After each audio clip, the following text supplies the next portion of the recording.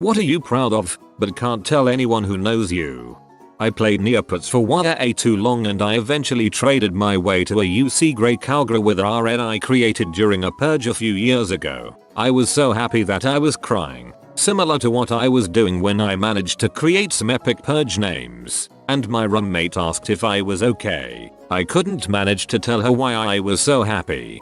As a former Neopets employee, I think this is awesome. I'm a 31-year-old straight male and I can D the frick out of a banana, like a whole banana. I'd like to brag but like, nah. You can brag to me, I won't judge.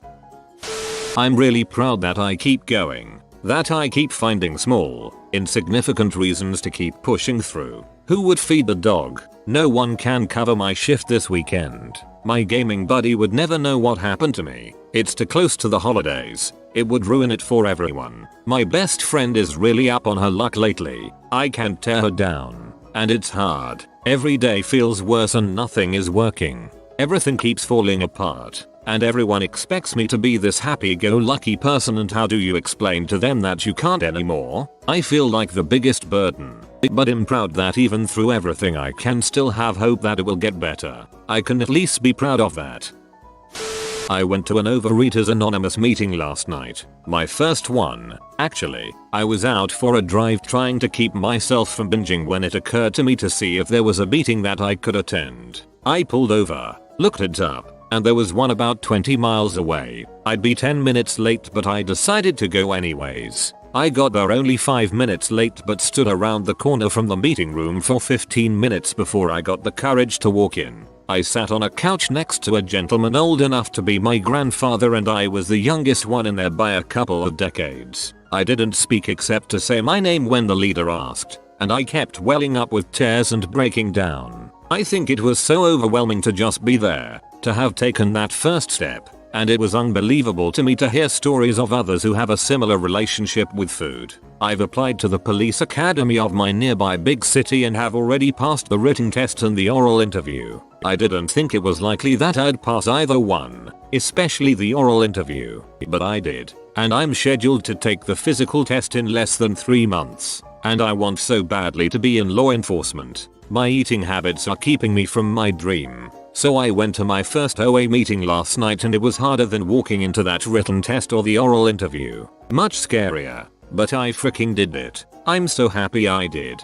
I know that feeling. Walking into my first AA meeting was the hardest thing I've ever done. I suppose I could have asked someone to go with me, but I did it alone. I was so upset I could barely speak, and I kept crying even though I didn't want to. One of the longest hours of my life. But I'm 3.5 years sober today. It gets easier. Also better. My D&D campaign. My family don't really care. It's not their fault. They just don't understand anything about it. I've just started a new job and I don't think I'm ready to drop that nerd bomb on them. And everyone else in my life are my friends and my fiance. And they are my players. I just want to discuss it with someone. In case you're not aware, somehow, I'm not gonna creep your history to find out, or for anyone who happens to visit this thread. RDND, RDM Academy, Ardent Behind the Screen, R Unearthed Arcana. I've been in a really bad place since I moved to grad school. My ex-boyfriend broke up with me just before I moved here and I haven't really had a high self-worth since. So I've been crying a lot and have had some low-key suicidal thoughts. A few of my friends know and they're here for me, but my family has no idea that I'm not completely happy. Anyway, I made an appointment to meet with a therapist. I'm finally trying to get help, and I'm really proud of myself for that.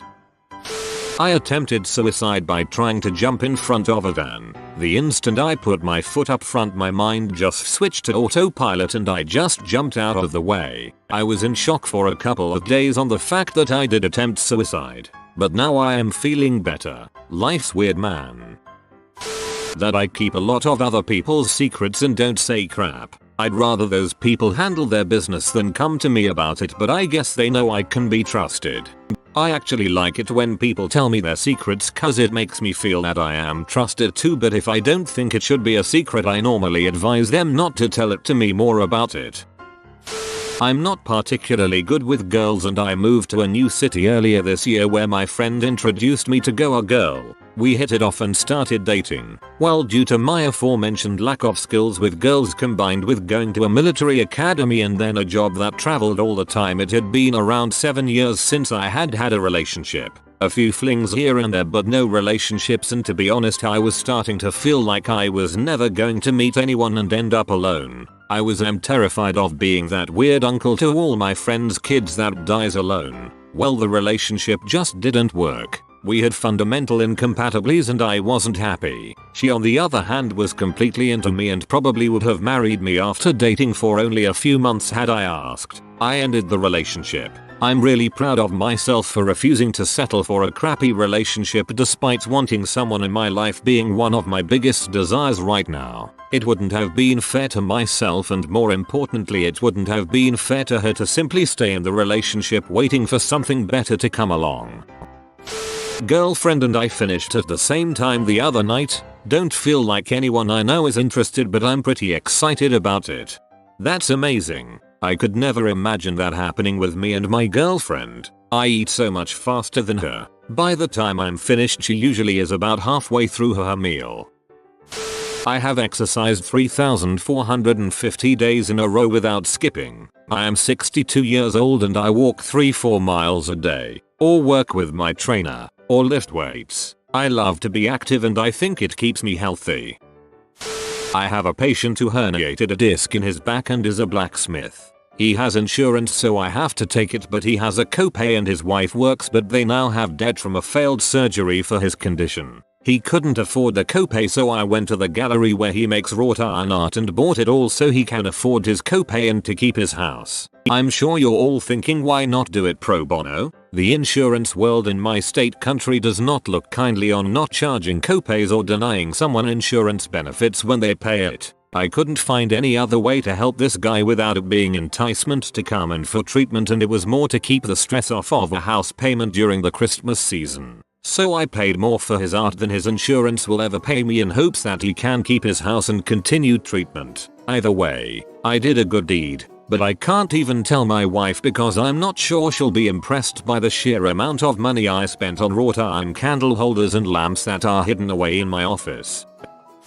A few things. I really enjoy helping people with computer stuff online. I'm a regular on a certain subs daily questions thread and proud of being able to help. Can't tell anyone in real life because I'd become their go-to tech support, and frankly, they don't treat me as well as the internet strangers I help. I started doing video game streaming earlier this year. I only really stream one game once per day, anywhere from 20 minutes to an hour or so typically. I started a YouTube channel to back up all my streams. Twitch exports, yay. I have next to no followers or subscribers. I forget about followers. 4 subs on YouTube, one of which is my brother, so no reason to be proud there. The real reason I'm so proud of myself is for sticking to it despite my horrible stage fright. Being in front of that camera every day is terrifying. The possibility that any number of people could see me do something stupid or make a mistake is terrifying. But that's really why I do it. Not just to see if it's fun like I told everyone. I wanted to force myself to face my fears every day, and I've done it. And I'm still doing it. See you tonight, Twitch. I too am proud of my 2 subscribers on YouTube. I don't want to be big and famous. It's a hobby for video making. But if it can give somebody some enjoyment, that's awesome. Cutting ties with my emotionally manipulative and occasionally violent narcissistic father. Can't talk about it with close family, because my mother is still choosing to live with him, and most family members cannot understand that someone can be so toxic with burst of violence that you can do nothing but completely sever contact. Can't talk about it with friends, because they either take the "but it's your family" stance, or they feel like I'm trying to throw a pity party for myself when I talk about my childhood. And I'm not much of a Reddit poster, although I do lurk on RA said narcissists.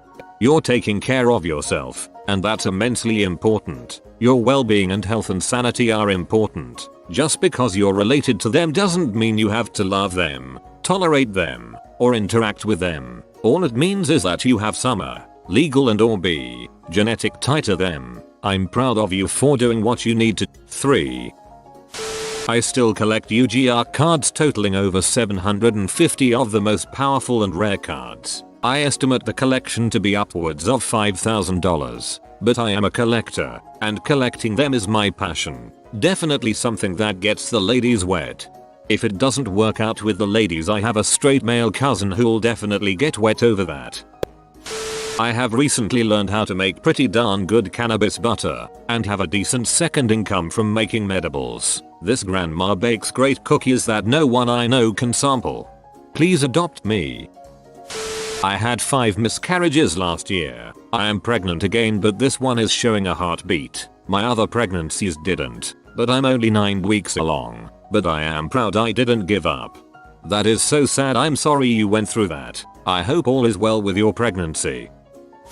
Yesterday I hit 60. No, not 60 years old. The 60th person on Reddit to PM me or reply to me letting me know that something I've shared has stopped them from considering suicide. It's a touchy subject, so it's awkward at best in real life. I'd really prefer those I know I will not know my username. Finally, I don't want to come off as a braggart. Though I think this may be the most significant thing I've done with my life, I don't know how to discuss it without seeming like I'm bragging. Quite the opposite, I am profoundly humbled by it. Now, to be clear, I don't think that I've actually stopped 60 people. I'm sure some had idle ideation and never would have done it. I'm sure some would have tried once or twice but fail and change their minds without me. As much as it hurts me, I'm sure some meant it at the time they messaged me but have since changed their minds. But equally I'm sure that it's very likely one or more people is alive today because of something I wrote. If even one is alive, both my writing and sharing have been justified 1,000 times over.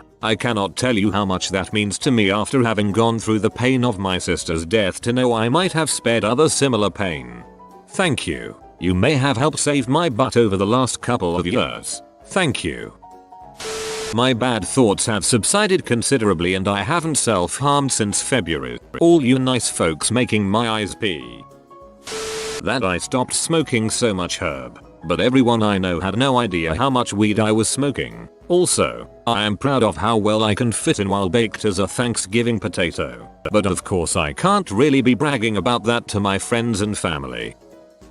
Sometimes I really nail my makeup game that day, or I put together an outfit that makes me look super cute, but I can't show off to anyone I know because I'm a guy in my real life.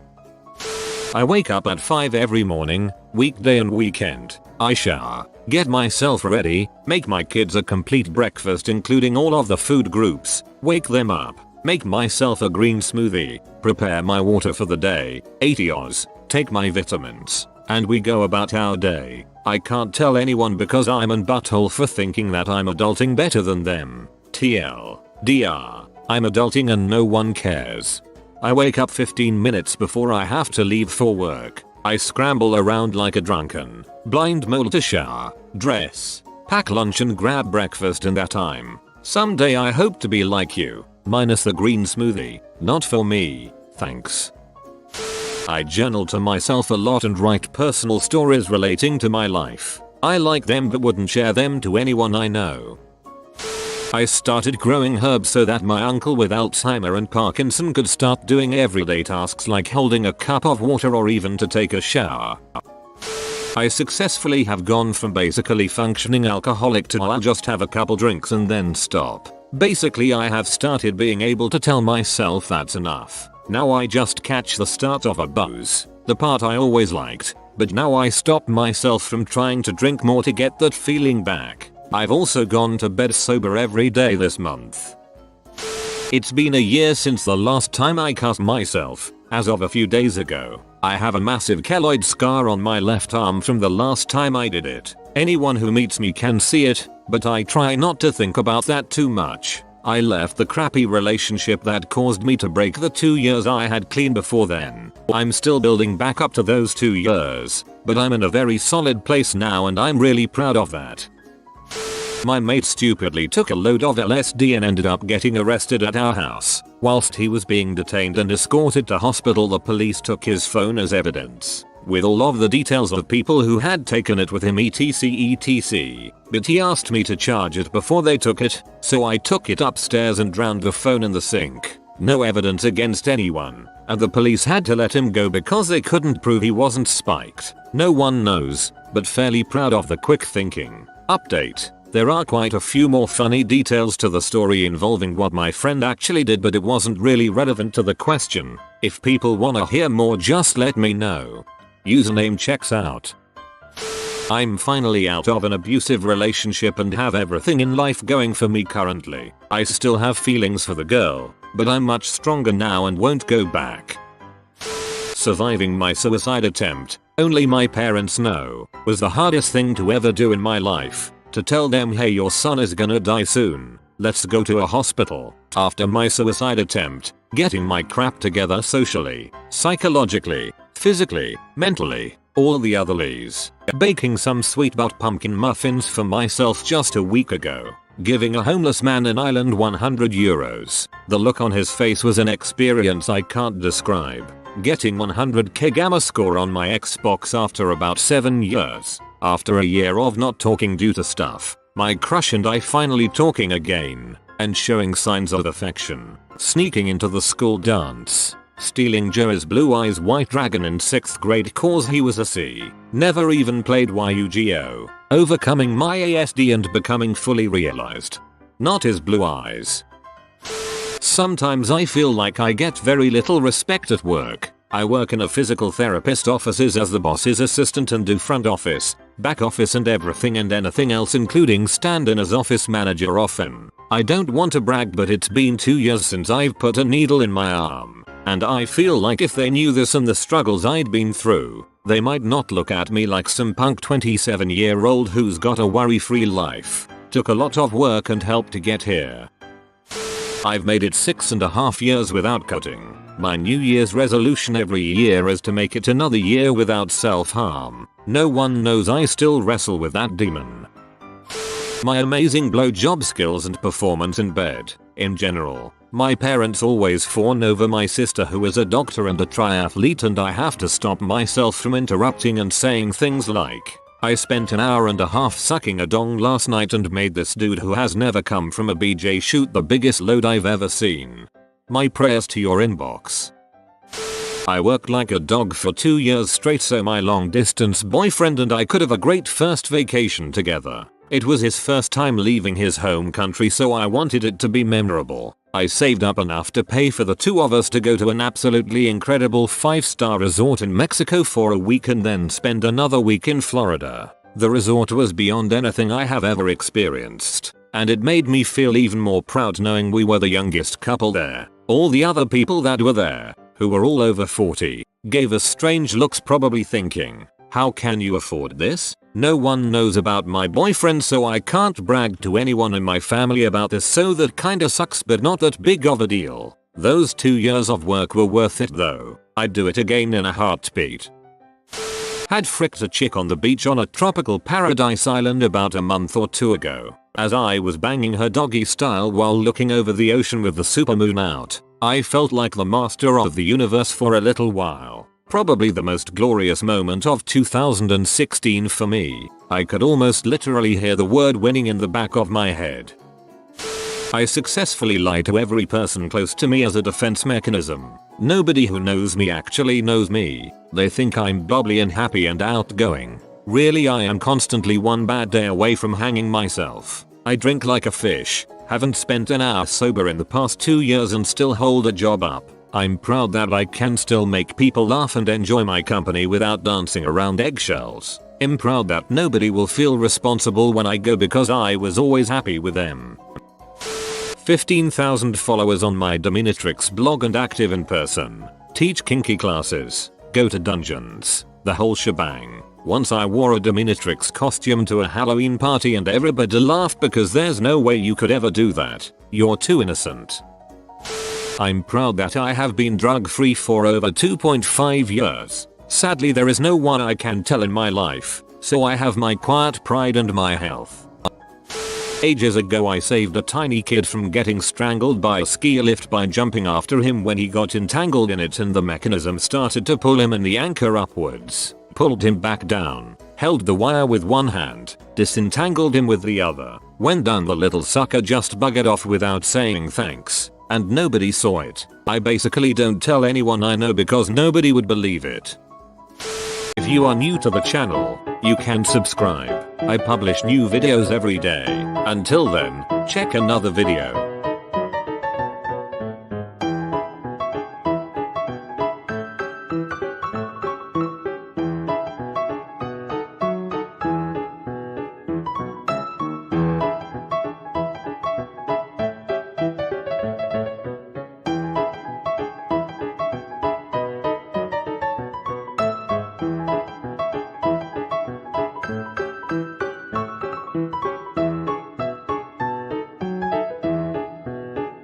Bye for now.